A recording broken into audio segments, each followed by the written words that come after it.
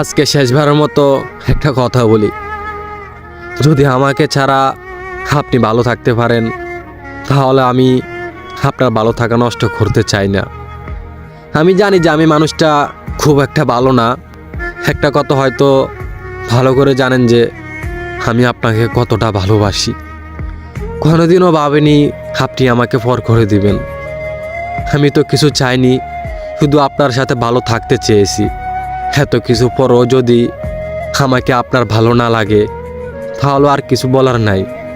সবশেষে একটা কথা বলবো, অনেক কষ্ট হবে আপনাকে ছাড়া থাকতে, কারণ আপনাকে অনেক বেশি ভালোবাসি। মন চাইলে ফিরে আসেন, আমি সারা জীবন অপেক্ষা করব আপনার জন্য।